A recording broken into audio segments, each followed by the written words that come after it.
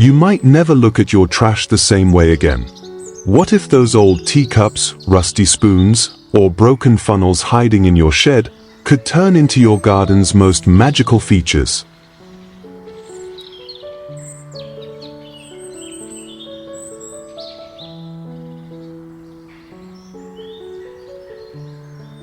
Welcome to Backyard Fortune, where we transform the unexpected into unforgettable.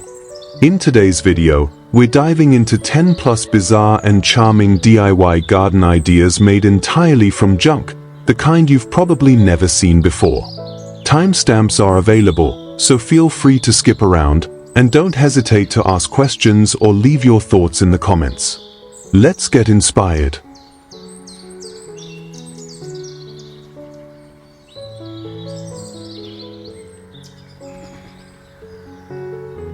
One, whispers of light from forgotten things.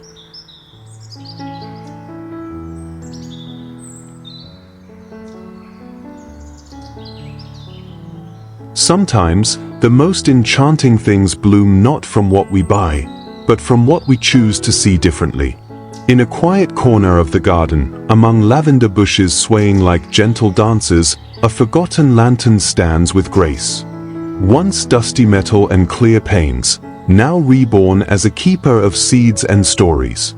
Inside it, a porcelain teacup, delicate, pastel, rimmed with faded flowers, now cradles sunflower seeds, a feast for curious birds and butterflies. And beneath it, a soft glow. Solar light, subtle and unhurried, casting warmth not just on the soil, but on memory itself. This isn't just decor, it's a whisper of what can happen when we stop throwing away and start imagining. The beauty of this DIY lies in its simplicity. Take an old lantern, one with rust and charm, and nestle inside it a vintage teacup. Add birdseed, maybe a solar puck if you like. No wires, no tools, just your hands, your heart, and a little time. Place it beneath lavender or rosemary if you can. These herbs attract bees, butterflies, even hummingbirds. Let nature interact with your creation. Let it become part of the garden's rhythm. In another moment, the camera pans to a taller black lantern hanging from a curved shepherd's hook. Inside, another teacup, bold with roses, catches the morning light. Around it, the herb bed flourishes. Peppermint, thyme, oregano, all growing wild and free. Bees hum. A small bird flits near, hovering as if to say, "Thank you for noticing." This, too, is DIY. This is art. This is real. And then, dusk arrives. A third lantern, older than the others, nestles close to a tree. Its handle rusted, its frame heavy with age. But inside, golden light flickers again. The teacup here is simpler. Perhaps it belonged to someone's grandmother. Now it glows. Surrounded by moss, tiny pink blooms, and buzzing bees finishing their final flights of the day. There's something deeply comforting in these scenes. They're not loud. They don't demand attention. But they remind us, magic can live in the ordinary. So, if you find an old lantern in your attic, don't toss it. If you stumble on a chipped teacup at a thrift store, pick it up. Pair them. Light them. Share them with the birds, the bees, and the quiet parts of yourself that still believe in small wonders. This isn't a trend. It's a practice of seeing, of reimagining, of choosing to make light even from the forgotten. Welcome to the Garden of Glow. Built not from new things, but from second chances.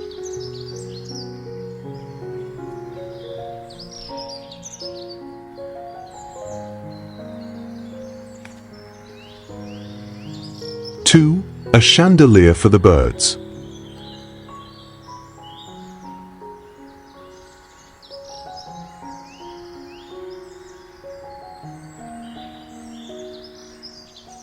In a world where most things are made to be thrown away, sometimes the most magical creations begin with what we rescue. Beneath the shade of a leafy branch, a peculiar chandelier begins to sway. Not one meant for ballrooms or dining halls, but for gardens and birds. This one was crafted with kindness, imagination, and a handful of used tuna cans. Hung gently by jute rope, the cans dangle like little silver bells, imperfect, slightly weathered, but beautiful in their honesty. A wire basket, once forgotten in a kitchen drawer, now serves as the heart of this creation. From it, each can stretches downward, catching light and carrying seeds. The wind stirs them, just enough for movement. And then the birds arrive. They come timid at first, perching lightly on the rims, their tiny feet clinking against the metal. Sparrows, finches, warblers, drawn not just by the seeds, but by the invitation of a space that feels made for them. Around this scene, wildflowers bloom. Daisies dance. Marigolds and lavender lift their heads toward the sunlight. This is not an expensive installation. It's a poem made from scrap, hanging between the quiet of leaves and the wonder of wings. If you wish to make one, start simply. Gather tuna cans, wash them well. Punch a few holes, some for string, others for seeds to spill through like gentle offerings. Use what you have: jute, string, coat hangers, even bicycle rims. And let your hands follow your intention, not perfection. The birds won't mind if the cans don't match. They won't notice if one swings more than the other. What they'll remember and return for is the nourishment you offered, the safe space you made. And you, perhaps, will discover something too. That recycled things carry more than materials. They carry stories. And when we bring them into the garden, we don't just feed the birds, we feed ourselves with quiet joy. So let this chandelier turn in the wind. Let it glint beneath the sun. Let it be a beacon, not of grandeur, but of gentle reuse. And know that even the humblest things can rise again, especially when lifted with love.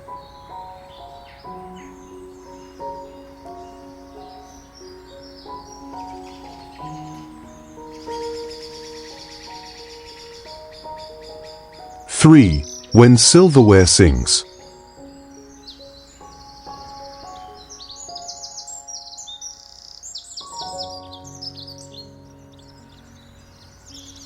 There are sounds the earth remembers long after we've forgotten. The clink of a spoon on ceramic. The scrape of a knife on a wooden plate. The quiet rhythm of home, of dinners once shared. Now, these sounds return, not in kitchens, but in gardens.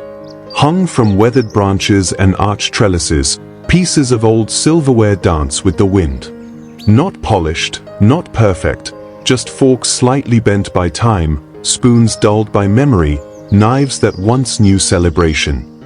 Each one tied with string or twine, and suspended gently, like whispers waiting to be heard again. And when the wind moves, they sing. Not like chimes of crystal or brass, but with a softer, more human voice. A silver murmur. A garden lullaby. The kind of sound you don't notice at first, but feel deep in your chest when you pause long enough to listen. Making one is simpler than it looks, and more meaningful than you might expect. All you need is an old branch, a coat hanger, or even a rusted archway. Gather silverware no one wants, the mismatched ones from thrift stores or the ones at the back of your drawer. Tie them with string. Space them thoughtfully. That's all.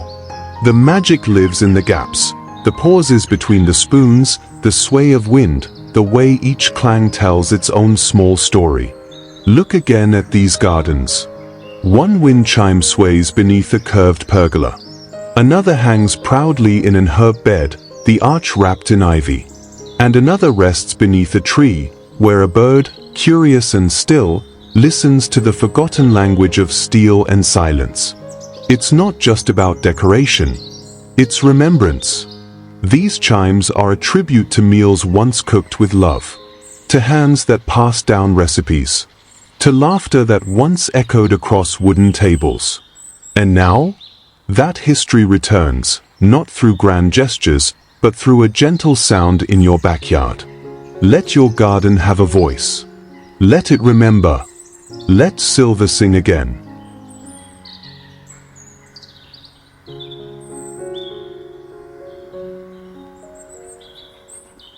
Four, where broken things learn to bloom.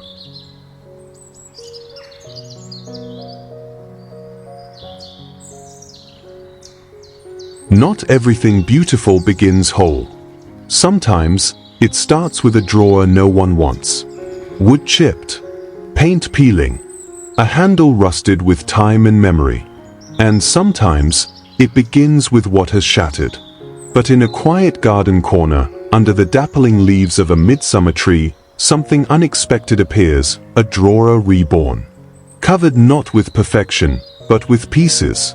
Chipped porcelain, broken plates, shards of old tea sets and kitchen tiles that once knew warmth and conversation. They've been arranged here lovingly, piece by piece, into a mosaic that doesn't try to hide its cracks. Instead, it celebrates them. This is the art of letting things grow again.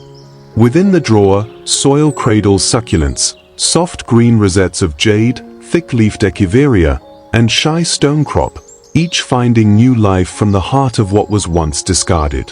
The sunlight doesn't just illuminate their leaves, but dances across every shard of ceramic. Some with faded roses, some with bold color, each one imperfect, and each one glowing. You can make this. Truly, all you need is an old drawer, from a broken dresser, a flea market find, or even something forgotten in your garage. Clean it. Line it, if needed. Fill it with soil. And then, the fun begins. Gather broken bits of tile, plate, cup, and glue them along the front with grout and patience. Don't match them. Don't aim for precision. Just let your hands guide you. Because this is not about symmetry, it's about soul. In one image, a sign peeks out from the leaves, "Grow again." And it says everything. This project isn't only for the plants, or even for the drawer. It's for you. For the part of you that's chipped, but still holding light. For the version of yourself that dares to bloom again, from places you thought were no longer useful. Let the drawer sit among gravel or pavers. Let it breathe beneath trees or vines. Let it be a symbol in your garden, that even broken things can become something worth pausing for. Worth planting in. Worth admiring. And maybe that's what makes this idea so strange and so beautiful all at once. Not because it's perfect, but because it dares to be real.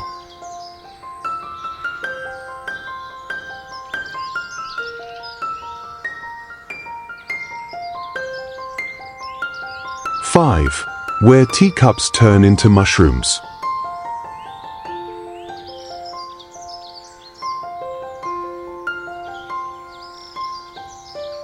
Somewhere between the roots of the ferns and the tips of the violets, a quiet spell has been cast. It's not made with magic wands or ancient scrolls. Just a few old teacups, flipped upside down. Nestled gently into the moss, perched on slender wooden stakes, they stand like a gathering of garden mushrooms. Some are spotted red with polka dots, bold and playful. Others are delicate, trimmed in gold, brushed with vintage roses, or softly faded from time. It feels as if fairies might have brewed tea here long ago, and left their cups behind to grow wild in the clover. But there's no mystery here. Only memory, creativity, and a touch of joy. These teacup mushrooms are entirely real. And they're easy to make. No power tools, no perfect hands required. Just rescue some old porcelain cups from the back of a cabinet, a thrift store shelf, or a neighbor's donation pile. Use bamboo skewers, dowels, or any wooden sticks you have on hand. Press them gently into the soil, and balance each teacup on top, upside down like a toadstool waiting for storybook raindrops. That's it. No grout. No glue. Just imagination and intention. What makes them beautiful is not the cost or the polish, it's how they transform a simple garden bed into something unexpected. A forest of forgotten teacups. A miniature village for bees, snails, and dreams. And maybe that's the heart of it. That in a garden like this, you don't need everything to match. You don't need everything to make sense. You just need a space where wonder can grow. Let the morning mist cling to their porcelain sides. Let the bees buzz curiously nearby. Let the wildflowers stretch up and brush their handles like old friends. Because sometimes, the most charming places are built from the quietest ideas, the kind that make you smile as you pass by, and whisper, "I could do that too." And yes, you really can.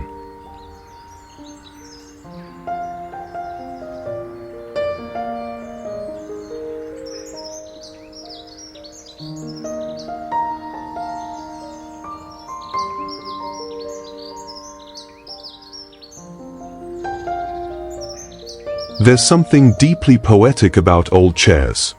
Once pulled close to a table, they held conversations, laughter, and sometimes silence. Over time, they grew worn, their paint chipped by years of weather, their seats thinned by use. Eventually, they were left behind, tucked in the garage, set out by the curb. But nature, in her quiet wisdom, sees things differently. Here, an old chair doesn't retire, it transforms. In a sleepy garden corner or along a winding stone path, these forgotten chairs now cradle blossoms instead of bodies. The seat, removed or hollowed out, becomes a pocket for soil. Lined with burlap, cocoa fiber, or even just a repurposed basket, it offers a bed for petunias, pansies, ivy, thyme, whatever beauty wants to grow. Look at how the flowers spill freely. Red geraniums light up the frame. Sweet alyssum foams over the edge like lace. Vines trail down the legs like nature's embroidery. And below, ferns, clover, even little mushrooms take shelter beneath the throne. Each chair tells a story. Not of what it was, but of what it could still be. And you can write the next one. You don't need anything new. Just an old chair. The older, the better. Rust is welcome. Peeling paint is a bonus. Let it show its history. Cut out the seat if needed. Nestle a planter into the frame. Fill it with soil. Choose blooms that dance in sunlight. Don't worry about perfection, worry about life. Set it somewhere quiet. Somewhere it can be seen, not just as a decoration, but as a symbol. That beauty doesn't always come from what's new. Sometimes, it comes from what dares to begin again. So let your garden carry more than just flowers, let it carry stories. Let it carry chairs that once sat in silence, now singing in color. And maybe, just maybe, as the ivy climbs and the petals open, you'll find a part of yourself doing the same.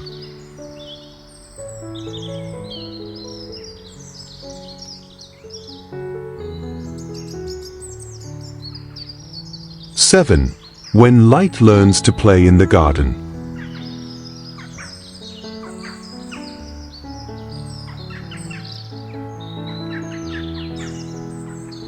There are gardens built with flowers. And then, there are gardens built with light. In corners where nature and forgotten things meet, something magical begins to shimmer, not from newness, but from reflection. A tall mirror leans against a weathered fence. Its frame carved with soft, worn patterns. Ivy curls at its edges. And in the mirror's glass, the flowers multiply, coneflowers, daisies, coreopsis, mirrored endlessly like dreams folded upon dreams. Suddenly, this patch of garden feels larger, brighter, like it might go on forever. And then, above the grass, in a quiet spot beneath the trees, old CDs dangle from branches. Their silver faces catch the morning sun and toss it back into the world as tiny, dancing rainbows. No wires, no batteries, just sunlight, twine, and a handful of forgotten discs. The way they spin gently, catching wind and scattering color, feels like watching music turn into light. And nearby, a fence that once held only would now hold stars. Tiny fragments of a broken mirror, pressed into the frame like puzzle pieces, Create a mosaic that doesn't try to be perfect. It tries to shine. And it does. With every beam of sun that hits, it throws glints across the petals below. Light bounces from crack to petal to leaf, transforming an ordinary garden border into something ethereal. None of this is complicated. It's not about crafting. It's about noticing. Noticing that a mirror, once cracked and cast aside, can become a doorway to illusion. That old CDS, once obsolete, can become prisms. That a fence, once plain, can hold pieces of light like stained glass. You can try this. Truly. If you have an old mirror, prop it somewhere safe. Let it lean. Let the wildflowers frame it. Don't worry about cleaning it too much. Let time be part of the texture. Let ivy grow over the corners like a secret returning. If you have CDS, tie them with twine and let them spin. The bees won't mind. In fact, they seem to dance along. And if a mirror ever breaks, don't throw it away. Break it further. And then begin. Line a wooden board or garden fence with those pieces. No need for symmetry. Let it be abstract. Let the sunlight do the rest. Because sometimes, the garden doesn't just bloom from roots. Sometimes, it blooms from reflection.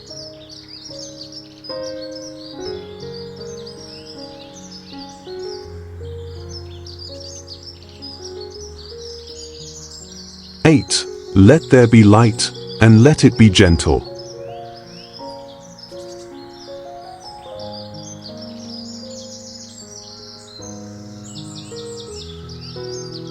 As the sun begins to lower and shadows stretch across the garden, there comes a moment when everything slows.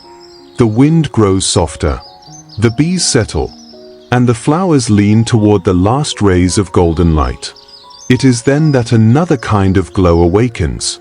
Along the stone path, old mason jars, once forgotten on pantry shelves, now cradle soft fairy lights.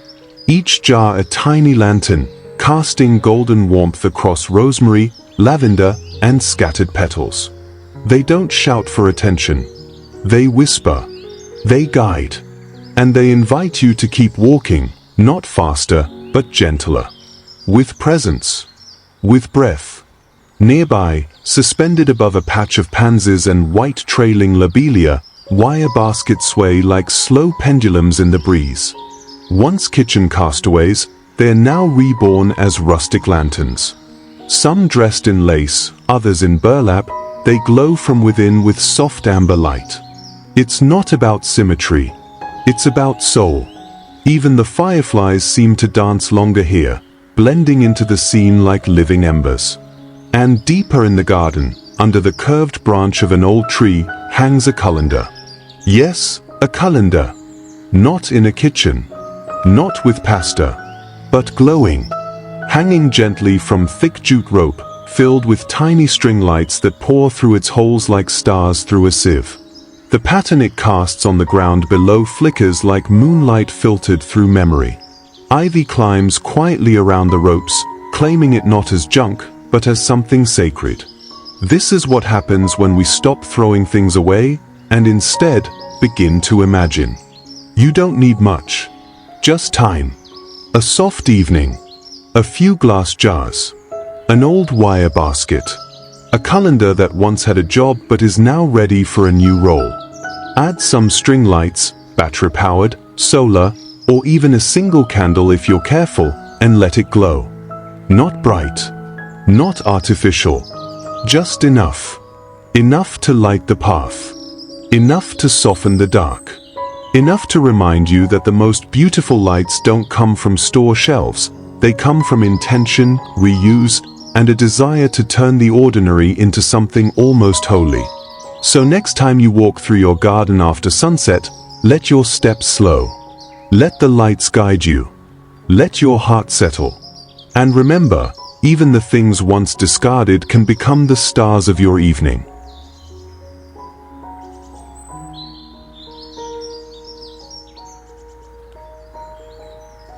Nine, the garden that speaks.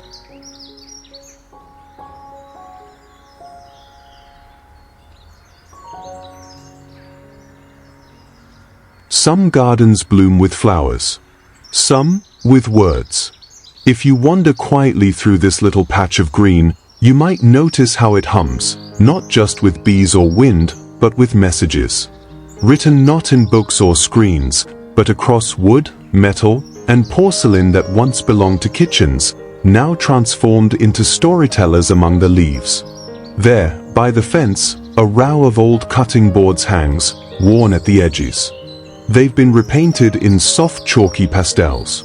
Sage green, softest blue, cream white with flecks of old use still showing through. Each board bears a message. Some say, grow with love. Others whisper, herbs and magic. The words are hand-lettered, not printed. Slightly uneven, deeply sincere. Vines wrap around them gently, as if agreeing. They don't just decorate. They welcome. Step closer, and you'll find a raised bed with blooms of basil, calendula, and mint bursting through the soil. And poking out of the ground, not plastic tags, but forks, spoons, knives, silverware from forgotten drawers. Each one engraved or painted with names like tomato, mint, parsley. They gleam a little in the sun, even as time has dulled their shine. It's humble, playful, real. The kind of project you don't need perfection to start, just imagination and a bit of soil. And in the far corner, near the butterflies, stand stakes crowned with broken china. Old plates and saucers, once cracked and left aside, now rise from the herb bed with names painted in cursive, thyme, sage, lavender. Their edges are chipped, their glaze worn, but the hand-painted letters glow under the daylight. Each shard carries a story, a dinner shared, a cupboard opened, a fall, and then rebirth. Because gardens are not just about growing things. They are about growing meaning.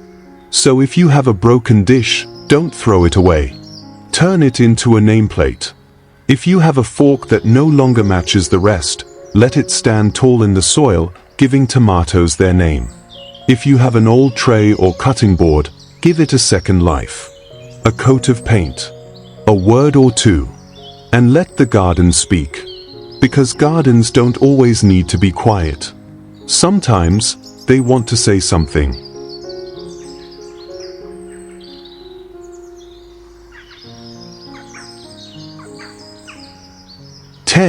Let the rain remember.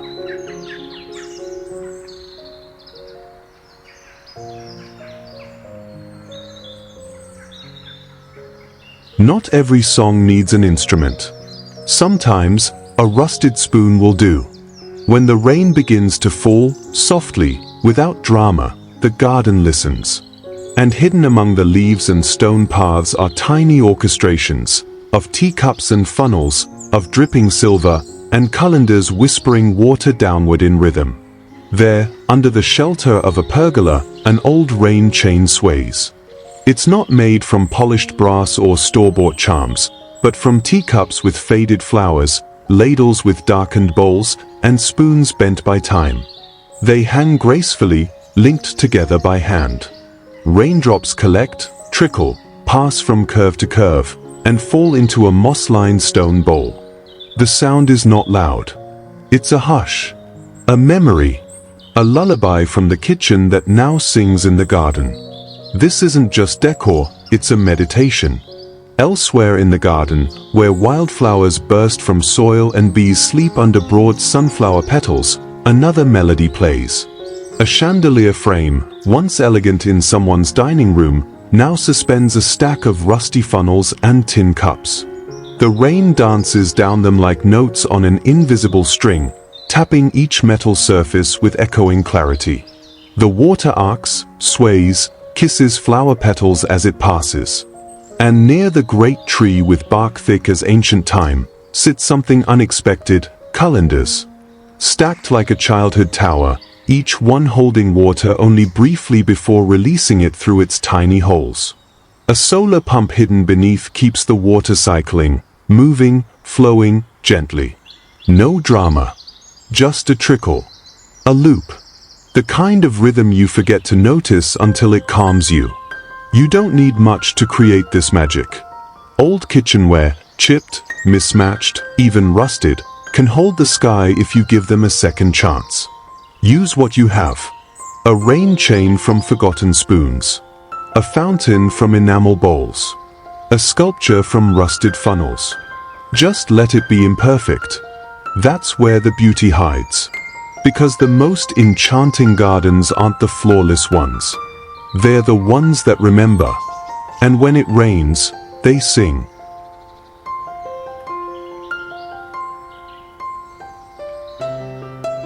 If even one of these weird and wonderful ideas sparked your imagination, give this video a like and share it with someone who loves to create. Subscribe to Backyard Fortune for more magical upcycling, garden makeovers, and eco-friendly DIYs. And remember, your trash might just be your garden's next treasure. See you in the next project.